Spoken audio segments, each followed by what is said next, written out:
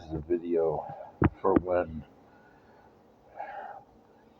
perhaps somebody out there will be at their wits end like me, or they've been in my shoes when apparently uh, various parties that have connection with um, within the Veterans Benefits Administration, um, they're stacking your case against you. Originally, I was supposed to go to the VA to my own doctor, and my care at this VA has been rocky. It was rocky from about 2020, 2021, somewhere around there. Before that, I only went to urgent care. Well, no, I take it back. I did have direct care in 2017, but my provider, she moved to Florida, and she didn't tell her patients. I had an appointment with her that came and went, and I thought, what the heck's going on? So I gave it, I thought, well, maybe it was moved or something, and I didn't get the letter. So I was like, well, the VA will let me know what's going on. I waited a month or so, a month and a half, and I'm like, nothing's going on. So I actually went there, and that's when I found out that she just moved away. She just didn't tell her patients. um, but so that was kind of a bad experience. And the only thing she paid attention was my triglycerides. Yeah, my triglycerides and my cholesterol. That was the only thing she paid attention to. She's like, um, patient, your cholesterol and your triglycerides are so high. I'm surprised you're not stroking out in front of me. Oh, really, kind of made me laugh, but at least she paid attention to that. But that was the only thing. Um, yeah, I think that was the only thing that she paid attention to. I don't know if she paid attention to my blood pressure or not, or my glucose. I don't think she did, or my anything else. But anyway, so yeah, I guess I did have rocky primary care from 2017 through 2020. But urgent care back in the day, maybe it's taking a turn for the better, but back in 2017, 2018, primary care at this VA was great.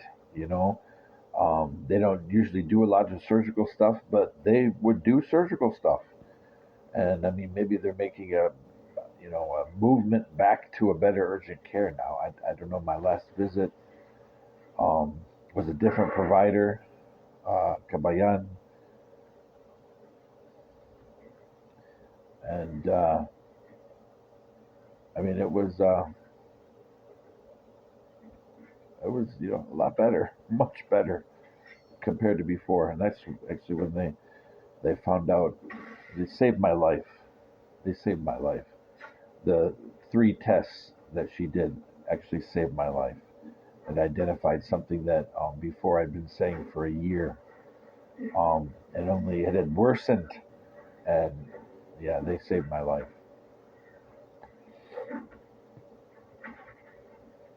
But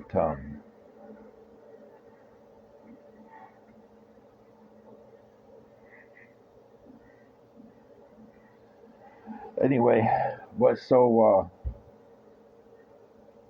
it seems that my first Veterans Evaluation Services kept setting me up for appointments that I couldn't possibly get to or attend. And they would give me notice 3 or 4 days beforehand. Then we moved on to Optima, and Optima, I don't know why, but apparently won't send me to the person they did for the first one. They want to send me all over the state, and they won't talk with me about how to get there. I don't have a car, and they refuse to release documents to me. So and they keep setting me up for appointments with providers that are going to look at documentation, um, which is in archived files, but things that are consults that are unfinished. They're not talking to me in person, and they're not contacting my providers. They're looking at archived records. They're stacking my complaint against me. That way, I have to litigate them, and I need all kinds of experts to litigate them. It's horrible. It's horrible that people are able to organize against a veteran like this. It's horrible. If this is happening to you, I'm in the situation. I don't know what to do. They're stacking my case against me, so I have to fight even harder. It's horrible. They're cutting the budget for the VA, teaching them to save money more, stop, duplicating efforts, be more time conscious, use tests that cover more than one issue. I mean, stuff like this. But yet they'll do a dozen ultrasounds or on one area.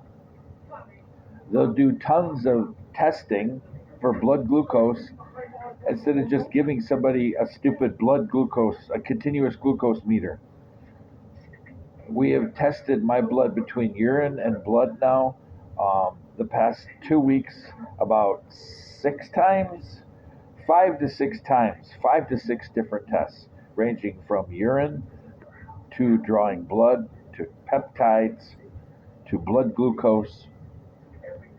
And at least 2 of those have to be sent out. They don't do it in-house.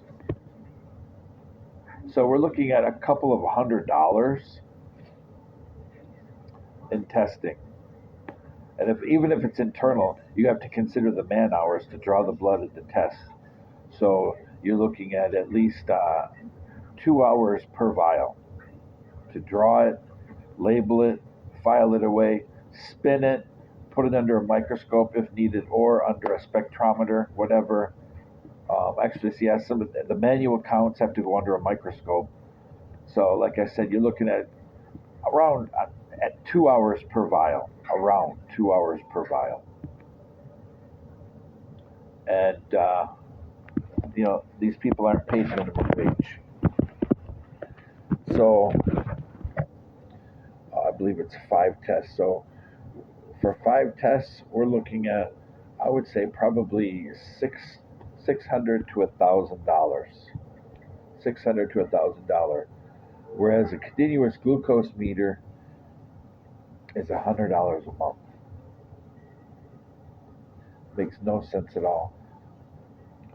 And I had the provider send me another prescription without a license number on there. Doesn't mean anything to the pharmacy. There's no provider identification. I could have made that on my printer at my house. It could have been something copied off of something found in a library. The provider might not even be a nurse practitioner. It's useless. But this video isn't about that. It's about my compensation case being stacked against me. All of these medical opinions, they're stacking it against me, and I don't know what to do. Maybe somebody out there amongst my watchers or subscribers, maybe they have experience with this. People should not be able to organize against somebody in a government agency. This is illegal.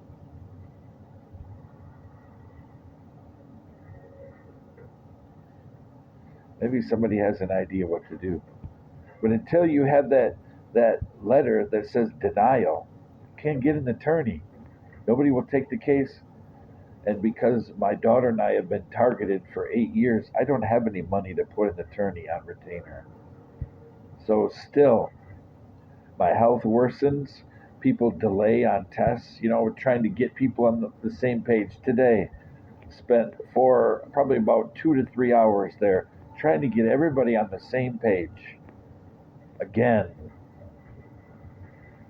and my health worsens, and we're still financially captive. This is illegal. This is America. This is the kind of stuff that abusers do to people.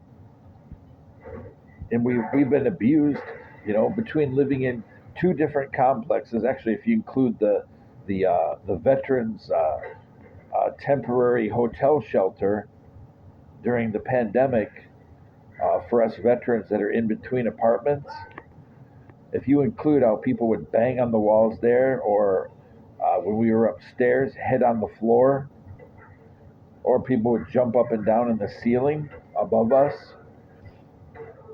And then you include both of our apartments where people would use sticks or something and pound on the floor underneath our feet.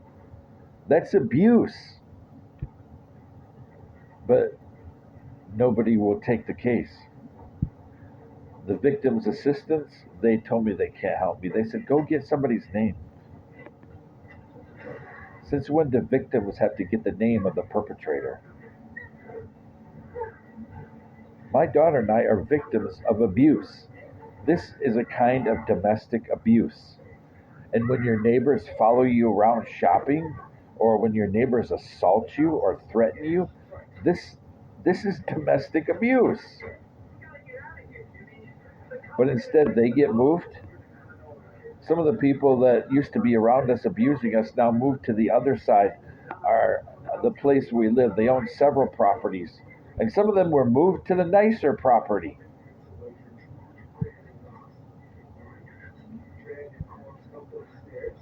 But again, this isn't about that. This is about my case being set up against me. When you have so many medical opinions that are being drawn on scant evidence, but I'm sure will be cleverly written,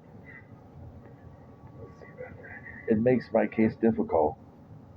And it makes it even harder for me to be compensated, for the damage to my body. Yeah, maybe, I didn't go someplace where there was a burn pit right next to my hooch, but, we did have burn pits on our base. I don't care what NIH and the Army say. I live there. It's not true. And I don't care what they say that, up north in above the green zone, that things were worse, or in the green zone, things were worse as far as exposure. Well, the southern Iraq oil wells, all the way from north of them, stretching all the way down to southern Kuwait, to Kuwait City, at one time was ablaze with 278 oil well fires, some of them that burned for almost 10 months. So, I don't like us people that have been fobbers. Yeah, we're fobbers, but we're not under fire. We're not under hostile fire, but we're in a hostile fire zone. I don't like our health being diminished because we weren't in the green zone or north of it. We were exposed to stuff too.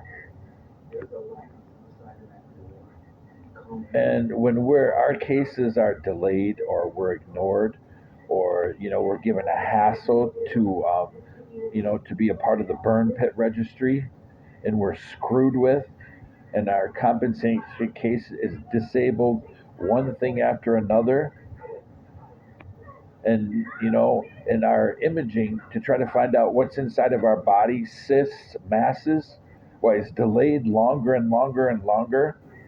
This is wrong. Anything that happens to any veteran like this should be prosecuted. Financial captivity is a kind of human trafficking, because everybody around the veteran, even their neighbors that target them, are all making money. But the veteran isn't. They're kept in poverty. This is human trafficking, the very essence of it. Why is nothing being done?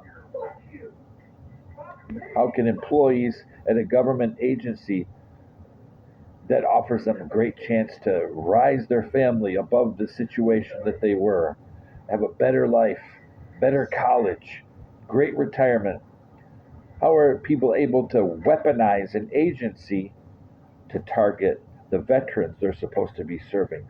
How is this possible? Pennsylvania Avenue,